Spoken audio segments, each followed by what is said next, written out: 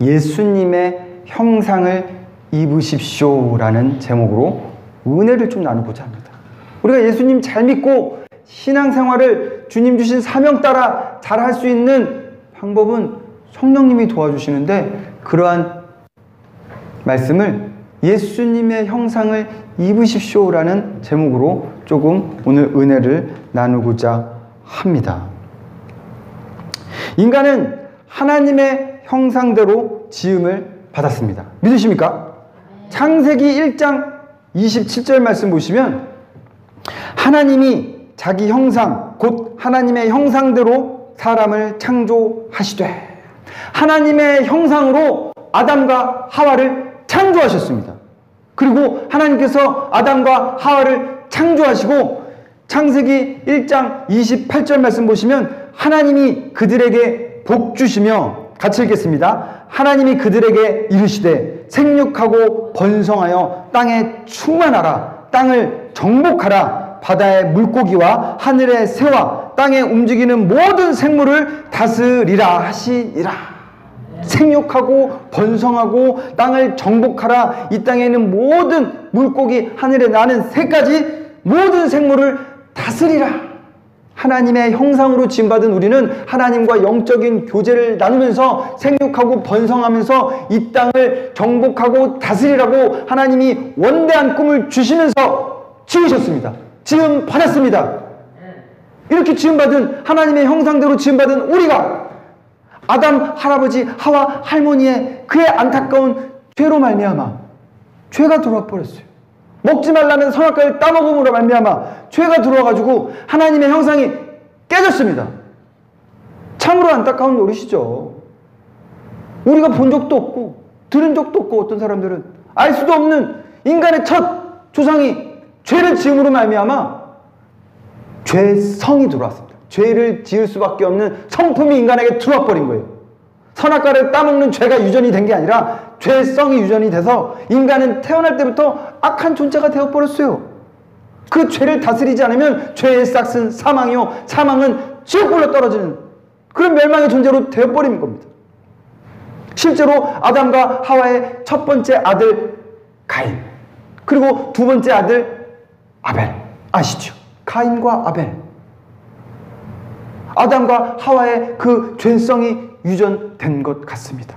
왜 그러냐면 창세기 4장 말씀 이하로 보시면 가인은 농사짓는 농부였고요.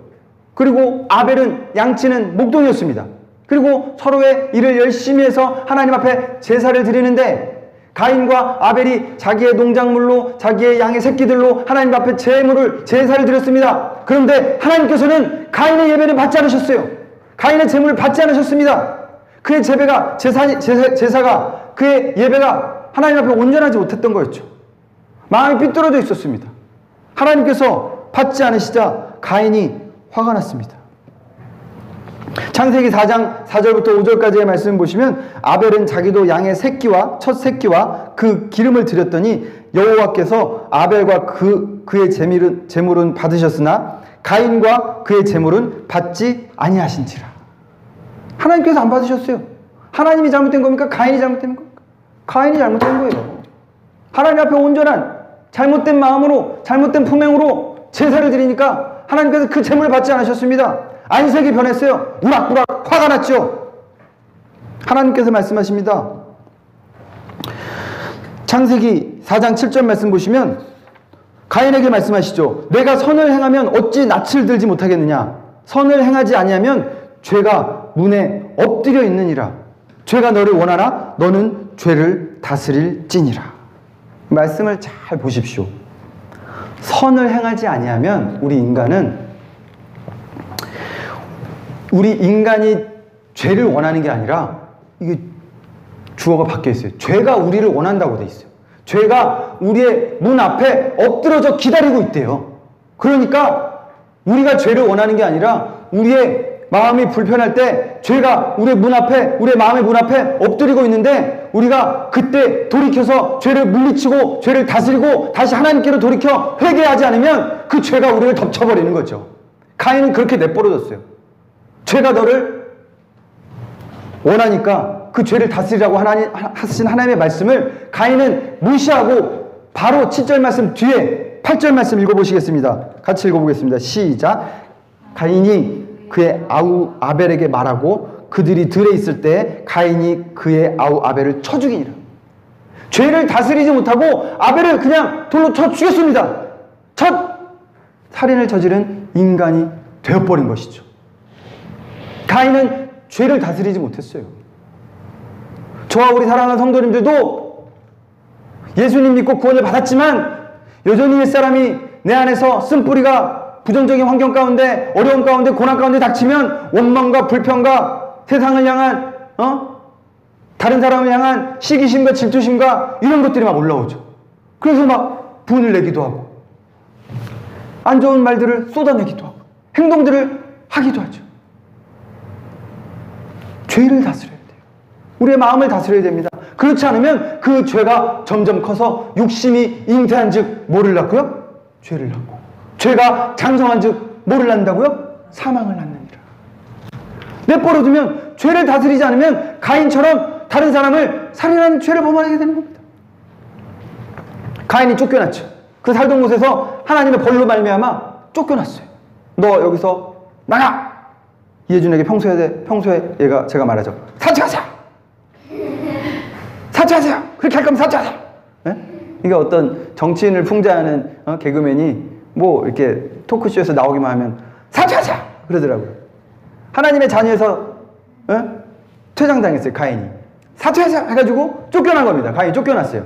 그런데 그래도 여전히 하나님은 가인을 사랑하셔서 가인이 해를 받지 않도록, 죽임을 당하지 않도록 증표를 주십니다. 증표를. 몇 절에 나와 있죠? 창세기 4장 15절 말씀 같이 한번 읽어보겠습니다. 여호와께서 그에게 이르시되 그렇지 아니하다. 가인을 죽이는 자는 벌을 7배나 받으리라 하시고 가인에게 표를 주사 그를 만나는 모든 사람에게 죽임을 면하게 하시니라. 가인에게 표를 줬습니다.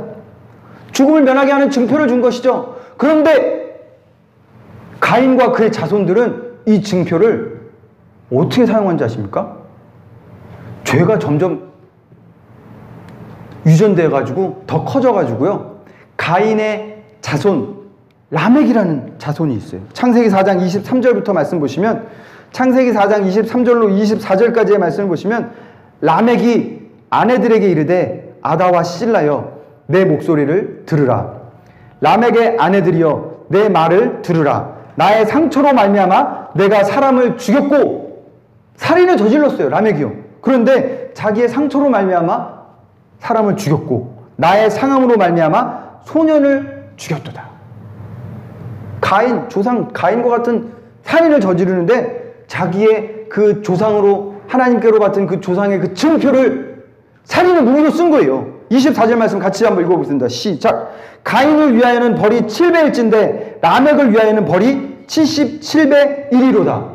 그 죄성이 점점점 커지고 그 교만이 점점점 커지고 하나님의 사랑으로 긍휼함으로 주신 그 증표가 이제는 자신의 죄악을 합리화시켜주는 엉뚱한 그런 증표가 되어서 라멕이라는 사람이 막 자기를 조금만 해하면 사람을 죽이는 살인자가 돼버린 거예요.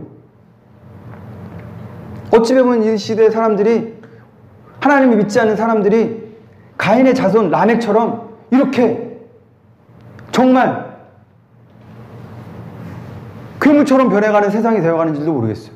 실제로 이 땅의 이 세상의 사람들은 하나님의 형상을 깨어진 인간의 모습을 회복해서 예수 그리스도를 믿고 하나님의 형상을 닮아가려고, 하나님의 형상을 회복하려고 하는 사람들보다 하나님을 믿지 않고 깨어진 형상으로 그대로 살아가면서 흑암의 세력에 종노릇하며 점점 괴물처럼 변해가는 사람들이 있는 건지도 모르겠어요. 실제로 있죠. 사이코패스라는 단어 아시죠? 사이코패스. 이건 정말 괴물이에요. 괴물. 몇 달 전인가요? 작년인가요? 한강에서 사람 시신 일부분이 떠올랐습니다. 경찰이 조사를 해보니까 어떤 고시원에서 일하는 장모 씨라는 사람이 살인을 저질러서 사람을 쳐 죽여갖고 시신을 훼손해서 한강에 버린 거예요. 그 사람이 재판에 나와서 전혀 죄를 뉘우치지 않습니다. 나는 유족들에게 사과하고 싶지 않습니다. 죽어마땅한 사람을 죽인 거예요. 이게 라멕의 후손이지 뭡니까? 이게 가인의 후손 같지 않습니까? 죄를 범하고도 죄책감이 없어요. 자기 그냥 사형시켜 주십시오. 당당하게 말합니다. 나는 사형당하고 됩니다. 나는 그냥 일개 동네 양아치를 죽인 것 뿐입니다. 이렇게 인터뷰를 했어요. 전혀 죄를 뉘우치거나 미안해하거나 슬픔의 기색은 하나도 없이 점점 악해만 져가는 세상. 사이코패스라는 용어는 1801년 프랑스 정신과 의사 피넬이라는 사람이 처음 기술을 했다고 합니다. 정신병 증상이 없이 정상적인 사람 같은데 위험한 행동을 타인에게 반복적으로 일컫는 사람, 반복적으로 행하는 사람을 일컫는다고 합니다. 사이코패스는 대개 건전한 사회 적응을 어렵게 하는 비정상적 기질, 정신병 기질을 지니고 있으나 망상, 비합리적인 사고, 환각, 환청 등 이런 정신병적 증상이 나타나지 않는다고 합니다. 평소 정상적인 생활을 하다가 자신의 욕구 충족을 위해서 끔찍한 범죄를 저지르며 불특정 다수에게 치밀한 범죄를 계획하고 잔인한 행동을 한다고 합니다. 그리고 양심의 가책이 전혀 없다고 합니다. 자신의 행동이 문제라는 인식이 전혀 없기 때문에 치료가 거의 불가능하다고 합니다. 예, 말씀 계속 내려보시면 제가 써놨는데 교도소 수감자 중에 한 20%의 사람들이 사이코패스라고 합니다.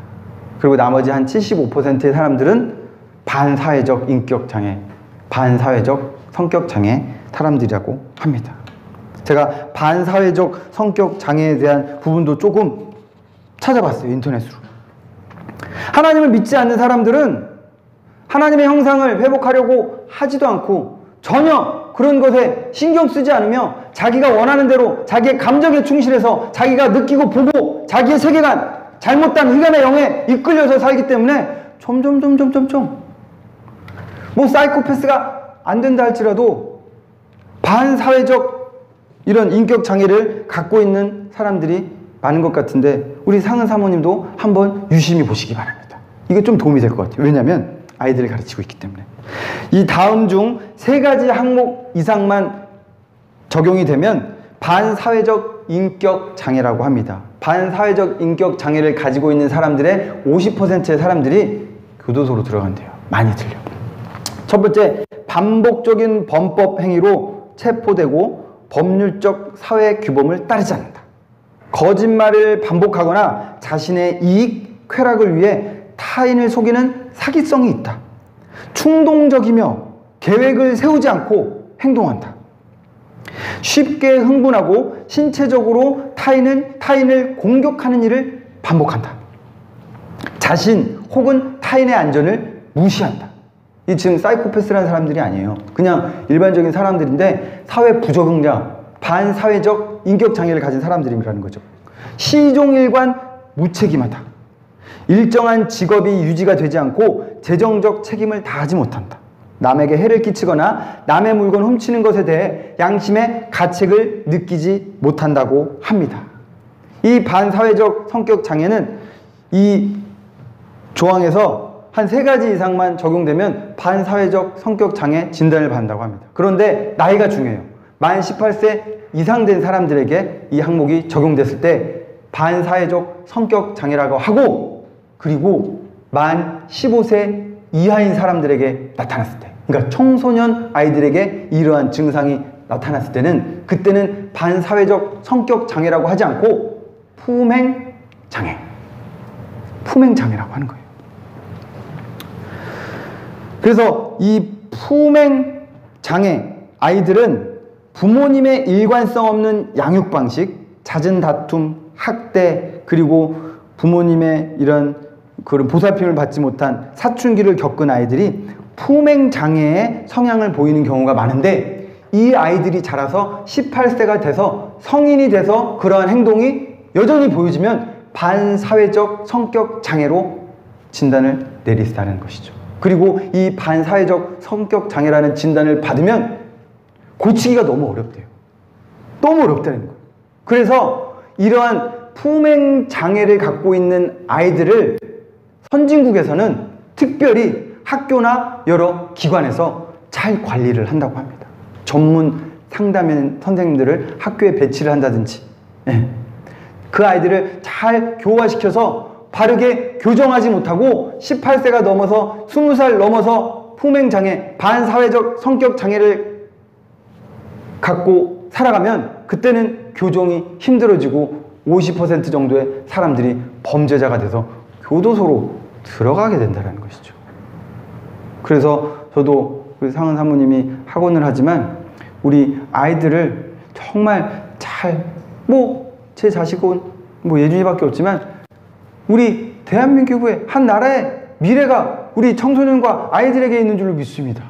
그런 아이들이 정말 온전하게 밝고 하나님의 형상을 닮아갈 수 있도록 만들 수 있는 가장 확실한 분은 예수님인 줄로 믿습니다. 예수님이 가장 확실한 치료자예요. 사회적으로는, 과학적으로는, 의학적으로는 치료할 수 없는 반사회적 성격 장애를 가진 사람이라 할지라도, 설령 그 사람이 사이코패스를 할지라도 예수님을 믿기만 하면 모든 사람들이 변화받아 새로운 사람이 될 줄로 믿습니다. 우리는 예수님을 믿어서 새로운 사람으로 변화돼야 돼요. 제가 오늘 설교 말씀을 드리는 가장 핵심적인 부분은 이 부분인데요. 예수님의 형상을 입으십시오잖아요. 그런데 우리 믿는 저와 우리 성도님들도 간혹 성령 충만하면 할렐루야입니다. 은혜가 있죠. 웃음이 많아지죠. 감사가 넘치죠. 그런데 성령 충만하지 않고 은혜가 떨어지면 옛사람의 성격이 다시 솟아오릅니다. 다혈질인 사람은 순간순간 욱해가지고 화를 내고요. 우울증 있는 사람들은 은혜가 떨어지면 우울증에 갇혀서 난 안 돼, 난 못해, 난 외로워 이러면서 부정적인 생각에 갇혀 있고요. 그러면 그때마다 이렇게 얘기를 합니다. 내가 예수님을 믿었지만 내 원래 성격이 이래. 난 원래 이렇게 태어났어. 예준이도 가끔 그러더라고요. 야, 너는 왜 몸은 뜨겁고 발은 차갑니? 몰라, 난 그렇게 태어났어. 아니라고요. 우리의 모든 성격적인 부분, 우리의 몸의 육신의 모든 질병적인 부분, 아담과 하와로부터, 가인과 그 자손으로부터, 우리의 조상으로부터 악한 사단의 세력들이 가라지 같은 악한 것들을 뿌려가지고 그런 것들이 자라나가지고 우리에게 계속 유전적으로 내려오는 것도 있고요. 환경적으로 그런 것들이 들어와서 자란 것도 있어요. 그런 것들이 자라나니까 성격 장애가 오고 육신의 질병이 오고, 중요한 것은 제가 말씀드리는 건 이거예요. 우리의 원래 성격이 난 내성적이야. 난 다혈질이야. 그러니까 예수님을 믿어서 은혜를 받으면 변화받지만 은혜가 떨어지면 다시 옛날로 변해가 아니고, 예수님을 믿고 변화된 새 사람의 모습이 본래의 모습입니다. 오늘 설교의 핵심이에요. 예수님을 믿어 변화받아 새 사람이 된 것. 저는 원래 내성주의자의 성격이었어요. 예준아, 아빠는 어릴 때 너무 내성적이라서 유치원을 안 다녔다. 깜짝 놀라더라고. 진짜? 그래, 난 너가 더 존경스러워. 너 유치원 다 다니고 또 유치원에서 학교에서 발표시키면 발표 다 하지. 아빠는 그런 거 절대 못했어. 뒷목 잡고 쓰러졌을 거야. 유치원 가라 그러면 엄마 치마폭 붙들고 절대 안 갔어. 그래서 7살 때까지 엄마 치마폭에서 생활하다가 1학년 때, 초등학교 1학년 때 간신히 학교 들어갔는데 부적응자였어요. 그래서 자라면서 나도 모르게 어느 순간 난 원래 내 성격이 내성적인 것 같아. 그래서 어느 순간 환경이 부정적으로 변하고 내 안에 부정적인 마음들이 들어오면, 그렇지, 난 원래 내성적인 사람이지. 나는 원래 소심한 사람이야. 이런 마음들이 들어오는데 속고 있는 겁니다. 우리는 원래 내성적이고 부정적인 사람이 아닙니다. 하나님은 그렇게 만드시지 않았어요. 저와 우리 사랑하는 성도님들을 밝고 맑고 환하고 긍정적이고 건강하게 만들었습니다. 예수님을 믿어서 하나님의 자녀가 되면 정말 하나님 사랑, 이웃 사랑. 제가 그래서 어릴 때 극내성주의적인 사람이었는데 자라서 예수님 믿고 변화받아가지고 사람들한테 이렇게 말을 합니다. 저는 원래 내성적인 사람입니다. 그럼 안 믿어요. 네가? 앞에서 막 팔짝팔짝 뛰면서 찬양하고 막 침튀기면서 설교하는데? 맞아요. 이게 원래 하나님이 지으신 저의 원래 본 모습입니다. 착각하지 마세요. 내가는 원래 욱하는 성격이 있어! 이게 아니라고요. 하나님은 그렇게 지으시지 않았습니다. 하나님은 죄를 다스리라고 그랬어요. 죄는 하나님이 주신 게 아니에요. 우리 상근 사모도 그렇죠. 며칠 전에 저한테 그랬어요. 나도 가끔 미술만 하루 종일 하고 싶어. 하루에 10시간 이상도 미술만 하라 그러면 할 수 있을 것 같아. 그럼 제가 그때마다 깨우칩니다. 그거 아니다. 하나님이 하루에 12시간씩 골방에 틀어박혀서 미술만 그리라고 지으시지 않았어. 그렇게 하면 사람이 이상해져. 자기는 그게 좋다는 거죠. 가끔씩 그걸 꿈꾼대요. 예준 아빠, 나중에 나 미술 작업실 하나 만들어줘. 그럴 때도 있어요. 뭐 만들어줄 수 있죠. 그런데 하루에 12시간씩 20시간씩 그림만 그리라고.